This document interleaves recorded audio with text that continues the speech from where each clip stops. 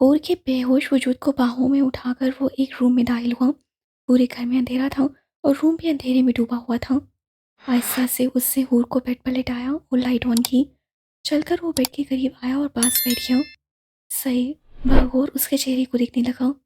मरना इतना आसान होता तो बहुत पहले मर जाती हुरुलैन। उंगली से थोड़ी पर मौजूद दिल को जरा से फांसे पर महसूस करते बोला। पर जब गले में पड़ा लॉकेट जो उसे बुरहान ने दूसरे दिन बर्थडे गिफ्ट दिया था उस पर नजर पड़ी तो उठकर खड़ा हो गया और एक आखिरी नजर उसकी मुंदी आंखों पर डालकर वो वहां से निकल गया। हुरुलैन अभी नाश्ते करने नहीं आई? सब लोगों को वहां मौजूद देखकर आसिया ने पूछा। बुरहान ने कुछ परेशानी से अपनी अम्मी को देखा। और आप गई भी नहीं अम्मी उसे देखने? उसने कुछ इससे संजीदगी से कहा कि दादा ने बुरहान को देखा। मैं जाकर देखती हूँ, तुम लोग नाश्ता करो। वो बुरहान पर एक घुरी डाले उठकर डाइनिंग रूम से चली गई। सब कुछ सुनती नूर अपने लबों को काटने लगी। वो भी उसी कमी को महसूस कर रही थी पर कुछ कह ना सकी। बुरहान दादा हुरुलैन तो अपने कमरे में नहीं है। परेशान सी आसिया बेगम कुछ देर में पुकारती डाइनिंग रूम में दाखिल हुई।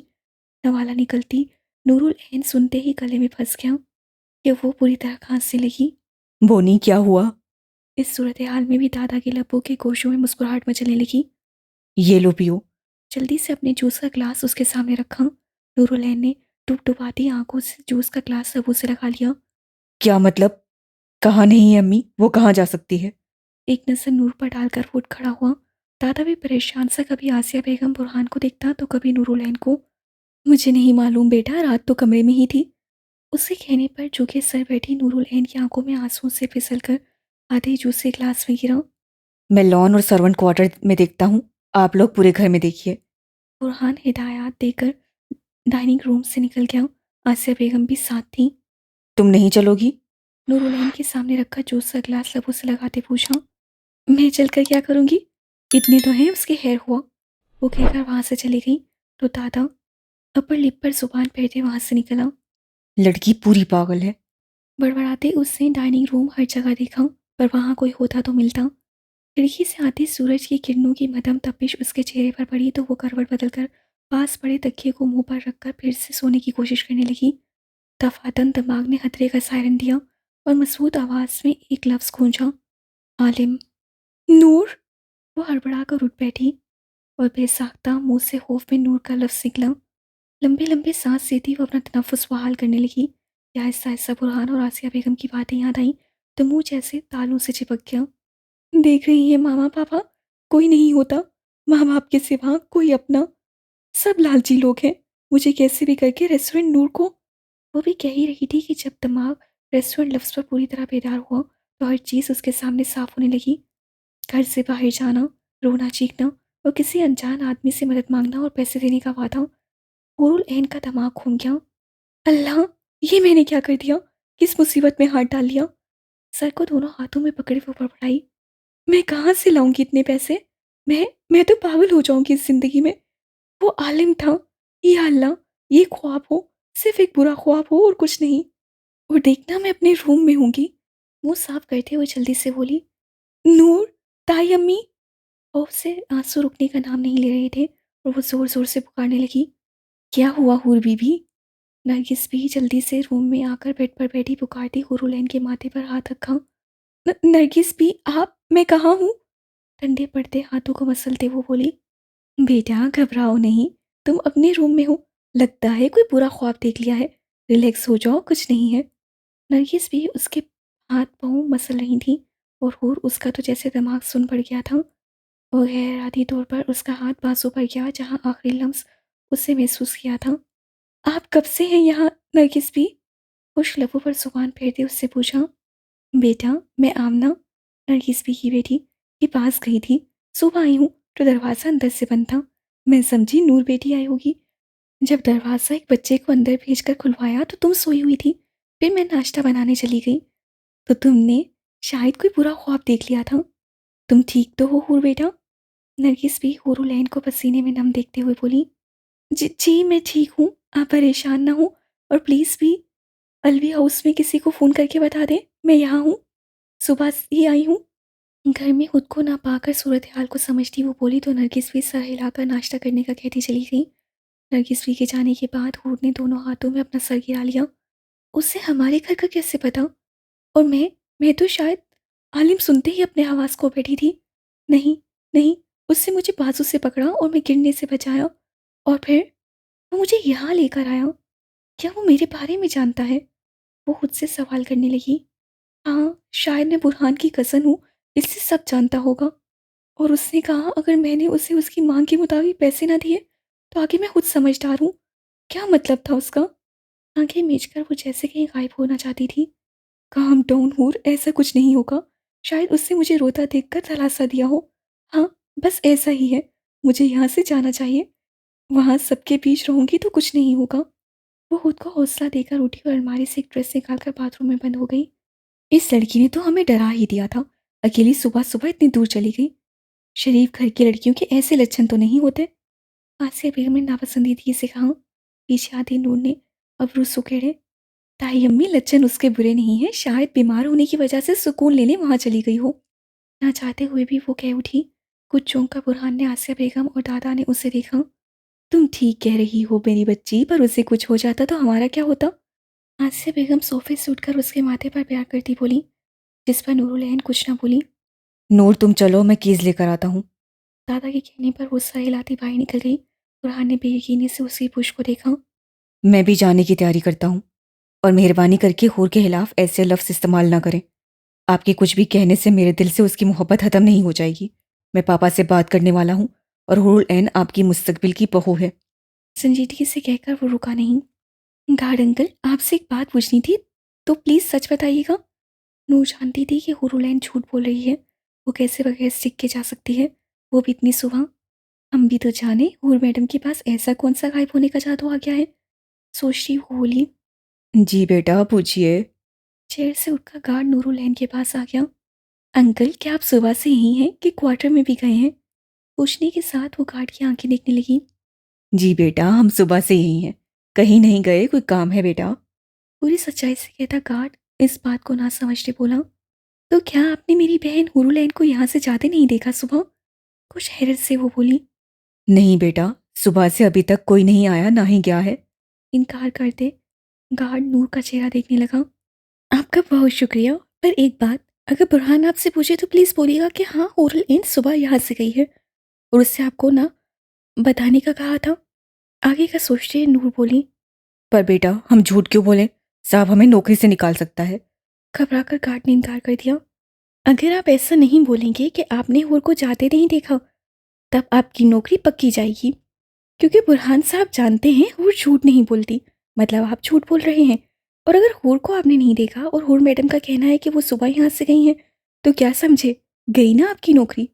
बहुत ही होशियारी से दिमाग लड़ाते गार्ड को डराया कि वो सोच में पड़ गया। ठीक है, मैं कह दूंगा। गार्ड बुरहान की रात की वार्निंग याद करते राजी हो गया तो मुस्कुराकर अल्लाह हाफिज कहती नूर पार्किंग एरिया में चली गई और दादा के साथ बैठकर वहां से यूनी के लिए रवाना हो गई। पीछे ड्यूटी के लिए जाते बुरहान ने गार्ड से हूर का पूछा तो गार्ड ने वही कहा जो नूर ने उससे बोला। पर उसके बावजूद बुरहान उसे पहले ना बताने पर छिड़क दिया। पर वो नूर का शुक्र कर रहा था कि नौकरी जो बच गई। सुनो आरिफ, मुझे जमाल अलवी के रेस्टोरेंट की मालूमात चाहिए कि किसके साथ उसने पार्टनरशिप की थी। लैपटॉप पर नस्से जमाए वो उस वक्त अपने बंगले में मौजूद ऑफिस रूम में था। आरिफ और अलिफ जो सोफे पर बैठे किसी बात को डिस्कस कर रहे थे। जमाल अलवी, वही मरहूम? अलिफ ने पूछा। मुझे नहीं लगता अलिफ, यहाँ दूसरा मरहूम जमाल अलवी है। अगर होगा भी तो मैं उसके बारे में नहीं बोल रहा। वो संजीदगी से अलिफ के सपाट चेहरे को देखते बोला। ठीक है, मरे हुए के मामलात उखाड़ने के लिए कुछ वक्त लगेगा। फाइल्स उठाए आरिफ कहकर वहां से निकल गया। सर, मुझे नहीं लगता हमें एसपी की फैमिली को उखाड़ना चाहिए। जो होगा वो खुद हैंडल कर लेगा। अलिफ ने गंभीरपन से कहा। और मुझे लगता है ये सौदा मेरे लिए करोड़ों का है। बात करते सईद की आंखें भी मुस्कुराने लगी और अलिफ को खतरे की घंटियां बजती सुनाई थी। नूरुल ऐन और दादा इस वक्त ब्लैक डायमंड रेस्टोरेंट में मौजूद थे, जो किसी वक्त अल नूर रेस्टोरेंट हुआ करता था। नूर अक्सर यहाँ आती रहती थी, पर आज दादा भी साथ आ गया था उसके। एक ऑफर दूं तुम्हें? खामोशी से लंच करती नूर से मुखातिब हुआ। कौन सी ऑफर? वो अबरू उचकाकर बोली। ये कि मुझसे शादी कर लो, तुम्हें ये रेस्टोरेंट गिफ्ट करूंगा। बालों में उंगलियां फेरकर वो एक स्टाइल से बोला। हाँ, शक्ल देखी है बुज़दिल इंसान, मुझसे शादी करोगे? चम्मच को प्लेट में पटक कर वो तमस्सा भरे अंदाज से कहती, हंसने लगी। रहने दो, अब इतना भी डरपोक नहीं। याद नहीं उस दिन कैसे कुत्तों से बचाया था? बगैर शर्मिंदा हुए उससे कॉलर झाँकते याद दिलाया। नूर ने वो वाकया याद करके लब काट कर आंखें सुकेड़ी। हाँ याद है ना, गाड़ी में बैठकर शिक कर रहे थे। तुम्हें तो पता है ना, वहां आ नहीं सकते थे। अरे यार छोड़ो, तुम कहाँ मानोगी। एहसान फरामोश लड़की। मजीद बातों से बचने के लिए उससे शॉर्टकट लिया।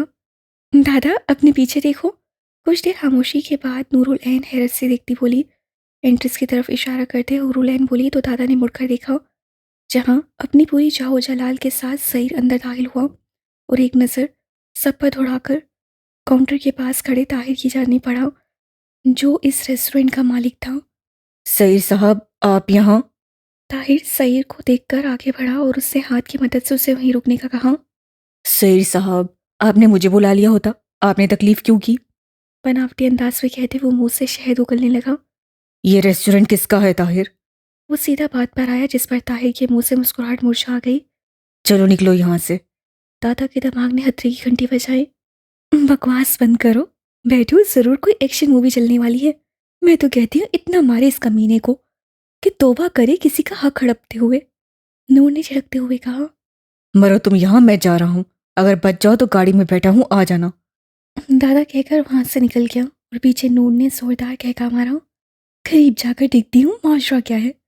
अपना बैग उठाकर वो काउंटर और सहील वालों के कुछ फासले पर खड़ी हो गई, जहां से वो उनकी बातें अच्छी तरह सुन सकती थी। क्या मतलब सईर, ये मेरा रेस्टोरेंट है। ताहिर घबरा कर बोला। ताहिर अच्छी तरह जानते हो झूठ मुझे नहीं पसंद। तो अच्छा होता अगर सच बता दो। कुछ वार्निंग वाले अंदाज से बोला कि वो झिझक में पड़ा गया। पीछे खड़ी नूर की आंखें फैल गईं। तो क्या अब ये ताहिर के हाथ से उसके हाथ में जाएगा? वो तो कैसे भी करके ताहिर से ही लेना चाहती थी, पर अब उससे कैसे ले सकती थी? सईर मैं सच। वो अभी पूरी बात बोलता कि रेस्टोरेंट की फिजा में हल्के से म्यूजिक में चटाक की आवाज़ गूंजी। ताहिर तो नीचे गिरा, पर पीछे खड़ी नूर भी गड़बड़ा गई। अब सच क्या है? गले से पकड़कर उठाते फिर पूछा। छोड़ो सईर। सबकी फटी नसें देखकर वो डरता डरता बोला। बताता हूँ सब सच, छोड़ो। उसकी पूरी आंखों में बुलते गुस्से को देखते वो जल्दी से बोला। उसके कहने पर गले से हाथ हटाकर सईद ने कंधे पर हाथ रखा और उससे बोलने का इशारा किया। जमाल ने अपनी बीवी की ख्वाहिश पर रेस्टोरेंट का सोचा था और उसने पैसे पूरे ना होने पर मुझसे पार्टनरशिप का कहा। मैं उसका अच्छा दोस्त था। वो अच्छा बोला तो कंधे पर सईद के पंजे की पकड़ मजबूत हो गई। वो गड़बड़ा कर रह गया। वो ऐसा उसे लगता था। मुझे ये आइडिया अच्छा लगा तो हम दोनों ने ये काम शुरू कर दिया कि बीच में जमाल की कुछ फैमिली प्रॉब्लम्स हो गई तो उसने मुझे पैसे देकर सारा काम मुझ पर डाल दिया। काफ़ी टाइम तक ना देखा और मैंने उसके ना आने के बाद कुछ लालची होकर सारा रेस्टोरेंट अपने नाम बना लिया, पर नाम अलनूर रखा, जो उसकी बेटी का नाम था। जब जमाल आया तो देखकर बहुत खुश हुआ, पर जब उसने मुझसे रेस्टोरेंट के बारे में बात करनी चाहिए तो मैंने बोला कौन सा रेस्टोरेंट, किसका रेस्टोरेंट, ये मेरा है। उसने कहा मैंने अपना घर बेचकर तुम्हें पैसे दिए हैं, मेरे साथ ऐसा ना करो। पर मैं पैसे की लालच में बहुत अंधा हो चुका था। उसकी एक इल्तिजा ना सुनी और धक्के देकर वहां से निकाल दिया और काफ़ी वक्त आता रहा, वो मिन्नतें करता रहा, पर मैं ना माना। यहाँ तक कि उसकी हालत इतनी बुरी हो चुकी थी कि खाना भी बहुत मुश्किल से एक वक्त का खाता था। भाई भी साथ छोड़ चुका था। वो कहकर चुप हो गया।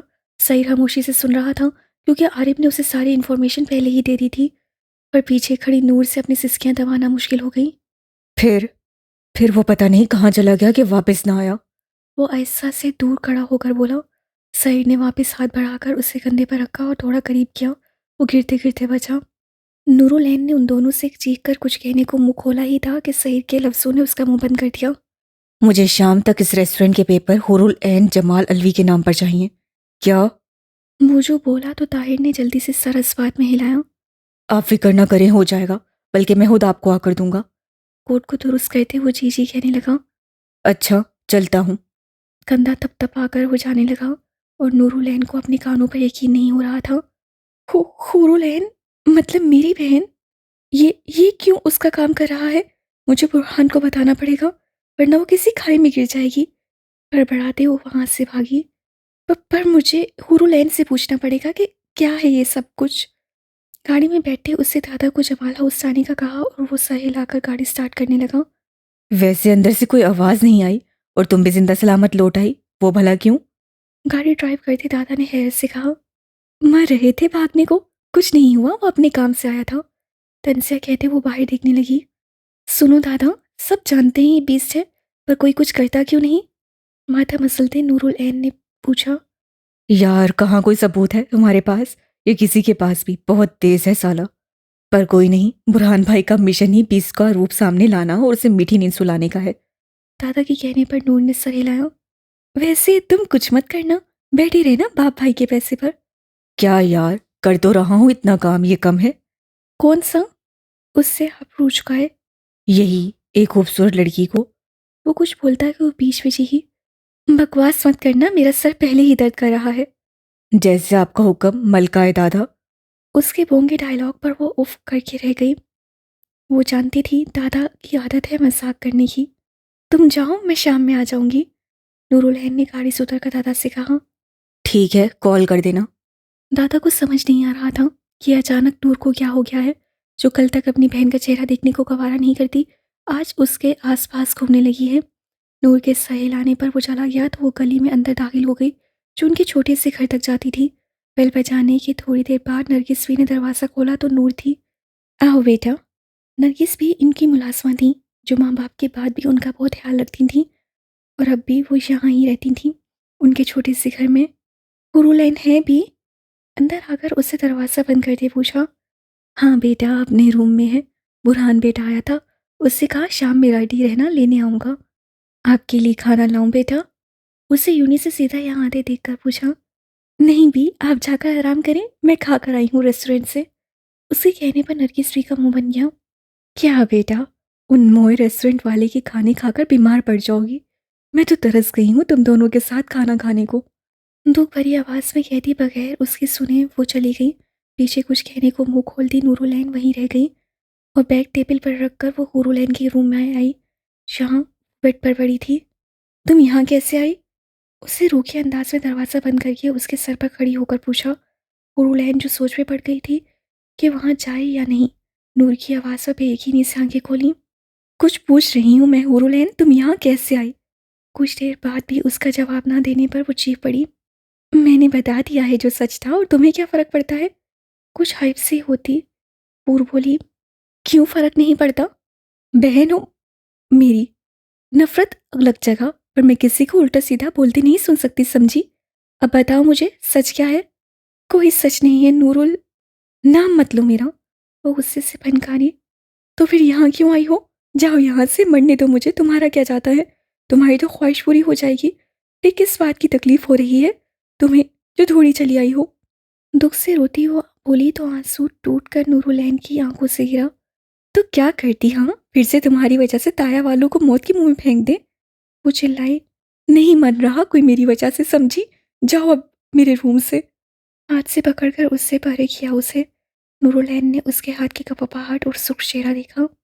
क्या कर रही हो हूर, सच सच बताओ, वरना मैं जाकर बुरहान को बताऊंगी कि सही वो रेस्टोरेंट तुम्हारे नाम कर रहा। कोई तो वजह होगी उसकी। नूरुलैन के लफ्जों ने हूर के जिस्म से बची कुछ जान भी निकाल दी। हाथ फिसल कर नीचे गिरा और वो खामोश हो गई। कुछ हुआ है हूर? कुछ छुपा रही हो मुझसे? इस बार उसकी पीली पड़ती रंगत को देखकर वो नरम पड़ गई। नहीं, कुछ नहीं छुपा रही, तुम जाओ बस। वो हंसियानी अंदाज से बोली। नूर हैरान रह गई उसकी हालत पर। तो ठीक है, अब जब मरने का फैसला कर लिया है तो मरो, पर कफन दफन के लिए हमें मत बुलाना। उससे से कहती वो जाने लगी, तभी पीछे से वो बोली। हाँ, और तुम ही चाहती थी कि मरूं, तो खुश रहना। वो कहकर तकिए में मुंह देकर लेट गई। नूरुलैन उसकी पीठ को देखती रही जब दरवाज़ा नॉक हुआ। जी भी। दरवाजे पर मौजूद नरगिस बी को देखकर नूर ने आंसू साफ करते बोला। बेटा, लॉन्च में कुछ लोग बैठे हैं जो हुरूलैन को बुला रहे हैं। परेशान सी नरगिस बी बोली।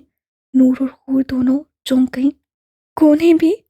हुरूलैन तो कुछ बोल ना पाई, अलबत्ता बगैर डरे नूर ने हिम्मत पैदा करके पूछा। बेटा, एक तो वकील है जिसके हाथ में कुछ पेपर्स भी हैं, बाकी दो पता नहीं कौन है। उसके बताने पर नूर ने सर हिलाया। चलो मैडम, आ गया मौत का बुलावा। नूर ने गुस्से से अल्फाज चबाकर कहा। तो हुरूलैन आहिस्ता से उठ खड़ी हुई। अस्सलाम वालेकुम। ड्राइंग रूम में दाखिल होकर बोली तो उन लोगों ने सलाम का जवाब दिया। जी कहिए, क्या काम है हुरूलैन जमाल से? नूर ने हूर के कहने से पहले पूछा। ये कुछ पेपर्स हैं। जिन पर मिस हुरुलैन के साइन चाहिए। वकील ने एक फाइल सामने की जिस पर हुरुलैन के साइन चाहिए थे। क्या है इसमें और मेरी बहन क्यों साइन करे? फाइल उठाते नूर ने कहा। मिस, इस पेपर्स में लिखा है कि मिस हुरुलैन ने सईद आलिम से जो रेस्टोरेंट लिया है उसके उन्हें 3 करोड़ देने पड़ेंगे अभी, और अगर पैसे नहीं दे सकती तो इन मैरिज पेपर्स पर साइन करने होंगे, और ये तब तक उनके साथ रहेंगी जब तक 3 करोड़ दे नहीं सकती। वहां मौजूद तीनों नफूस सकते में आ गए थे। क्या बकवास कर रहे हो? इनके माँ बाप नहीं है तो क्या हुआ? हमारे होते हुए ऐसा कुछ नहीं हो सकता, समझे? नरगिस भी गैसो गजब से बोली। मैं अभी अपनी कज़न को कॉल करती हूँ, आकर पूछेगा आप लोगों से। नूर उठकर जाने लगी कि इससे पहले ही वकील के पास बैठा आदमी पीठ से गन निकालकर उसके सामने तानकर उसे बैठने का बोला। चुप करके बैठो वरना कॉल करने के लिए हाथ नहीं रहेंगे। घटिया इंसान, मैं अपनी बहन को उस हैवान के हवाले नहीं करने दूंगी, मार दूंगी सबको, समझे? वो चीख कर उस पर झपटी कि उस आदमी ने उसे सोफे पर धक्का दिया। नूर! ओरुलैन घबरा कर उसकी जानिब लपकी। चुप करके बैठो लड़कियों, वरना यहाँ पर कोई जिंदा नहीं रहेगा। गन मुंह पर रखकर उससे चुप होने का इशारा किया। देखा, मैंने तुम्हें कहा था, बताओ बताओ, अब देखो। उसके आंसू साफ करती नूर ने उसे अपने साथ लगाया। वो इतने सालों बाद अपनी बहन के साथ लगकर फूट फूट कर रो पड़ी। इस सूरत हाल से वकील भी घबराया हुआ था। देखो भाई, माफ कर दो, कोई रेस्टोरेंट नहीं चाहिए हमें। माफ कर दो बच्चियों को, क्या बिगाड़ा है उन्होंने आप सबका? रोती हुई दोनों हाथ जोड़कर नरगिस भी बोली। चुप करके बैठ बुढ़िया, कुछ नहीं हो रहा तुम्हें तो खुश होना चाहिए। उससे हुरुलैन के अंधे होने की तरफ इशारा करते दूसरे आदमी ने गुस्से से कहा। अभी बकवास बंद कर, आने दे उस सईद आलिम को, देखती हूँ कैसे मेरी बहन से शादी करता है। हमेशा से रोती नफरत नफरत की पुकार करती नूरुलैन का दिल फट रहा था जब अपनी बहन का सोचती। नूर के लफ्ज़ों पर वो आदमी गुस्से से आंखें लाल लिए उसकी जाने लपक तक दरवाजे पर बेल बजी। उनमें से एक निकलकर वहां से चला गया और दूसरे ने गन के इशारे से चुप रहने का कहा। मुझे लगता है दादा या बुरहान आया होगा। खामोश बैठी हुरुलैन को दिलासा देने के लिए वो बोली। नूर, ये रेस्टोरेंट हमें लेना ही होगा। तुम आगे लोगों को नहीं जानती जो हसीनों के सांप हैं। काफी देर बाद हुरुल ऐन ने लब कुशाई की तो नूर सिर्फ देखती रह गई। काफी देर बाद हुरुल ऐन ने लब कुशाई की तो नूर सिर्फ देखती रह गई। और तुम अंधी होकर आसीनों के सांप देख गई? उसके हाथ झटकती वो चिल्लाई। मौलवी आ गया है और साथ सईद आलिम भी। वो आदमी जो दरवाजा खोलने गया था उसने आकर इतला दी और नूर ने हुरुल ऐन के सपाट चेहरे को देखा। ताया अब्बू, आप? मौलवी के साथ अंदर दाखिल होते कमाल साहब को देखकर नूरुल ऐन ने बेयकीनी से पुकारा, पर उसने कोई जवाब न दिया। चलिए मिस हुरुलैन, आप इस रेस्टोरेंट के पेपर्स पर साइन करें। वकील ने अपनी जान बचाने के वास्ते यहाँ से जल्दी निकलने के लिए पेपर सामने किए। दफा हो जाओ, नहीं करेगी ये पेपर साइन, समझे? रख लें ये रेस्टोरेंट आप। पेपर्स को टेबल से उठाकर उसे जमीन पर फेंका। वो एक जख्मी शेरनी लग रही थी। नरगिस भी बेबसी से मुंह पर दुपट्टा रखकर रो रही थी। उसके इतने लंबे हाथ नहीं थे कि वो 3 करोड़ देकर उसे बचाए। वो तो खुद उनके दर पर पड़ी थी। नूर के फेंके गए पेपर्स अंदर दाखिल होने वाले शख्स के पांव पर गिरे। उसे देखकर सब खामोश हो गए। अलबत्ता हुरुलैन से सकती आंसू साफ कर रही थी। सईद ने झुककर उन पेपर्स को उठाया और उन पर नसें घुमाई। नूर, तुम चुप हो जाओ, आगे एक लफ्ज बोला तो गला दबा दूंगा। सईद से पहले कमाल साहब सूख आंखों से घुर्राए। नूर की आंखें बेयकीनी से फैल गईं। ताया अब्बू, ये क्या कह रहे हैं? ये हूर से जबरदस्ती शादी कर रहा है, आपके भाई की बेटी से। वह हैरानी से बोली। अरे भाई, मर गया है मेरा भाई, खत्म करो उसका किस्सा। गुस्से से दोनों हाथ जोड़कर वो धाड़ा। पर वो भी कुछ बोलती कि कमाल साहब ने खींचकर उसे थप्पड़ मारा। बंद कर लो अपनी बकवास और जो रेस्टोरेंट दे रहा है उसे लो। उसे गुस्से से उंगली उठाकर वार्निंग देते कहा। ताया अब्बू प्लीज। नूर ने थप्पड़ की आवाज पर गिरते ही नूर को सहारा दिया। देखो लड़की, तुम्हारी बहन ने सौदा किया है और सौदे का मतलब है या माल दो या जान। सईद पेपर लेकर हुरुल ऐन के पास बैठा और रिलैक्स अंदाज से बोला। हूर आहिस्ता से खिसक कर दूर हुई। मौलवी और वकील दोनों इस सूरत हाल से खौफ से चुप खड़े थे। उन्हें क्या पता था ऐसा होगा। ठीक है, हम आपको पैसे दे देंगे, मेरी बहन का पीछा छोड़ दो। नूर ने बोला तो सबने हैरत से नूर को देखा। ठीक है, मुझे मंजूर है। टांग पर टांग चढ़ाकर उसे सिगरेट सुलगाया। ताया अब्बू, आप दे देना, हम आपको सारे पैसे लुटा देंगे। प्लीज, चाहे इसके बदले आप ये घर भी ले लीजिएगा। नूरुलैन ने मिन्नतें करके कमाल साहब के सामने हाथ जोड़े। मैं कहाँ से लाऊं पैसे? लड़की पागल हो गई हो? वो एकदम भड़क उठा। बस करो नूर, ख़त्म करो ये सब मैंने किया है तो मैं ख़त्म भी करूँगी। मुझे मंजूर है आपसे निकाह करना। कब से सब कुछ सुनती नूरुल ऐन चीख उठी। सईद के लबों पर मुस्कुराहट फैल गई। बदले में नूरुल ऐन कुछ कहती कि सईद ने गुस्से से उसे देखा। वो मुंह खोलते खोलते चुप हो गई। कुछ ही देर में सूट दुपट्टे में मौजूद नूरुल ऐन ने पहले वकील के दिए के पेपर साइन किए और फिर क्या आपको सईर आलम के साथ निकाह कबूल है? दूसरी बार पूछा गया।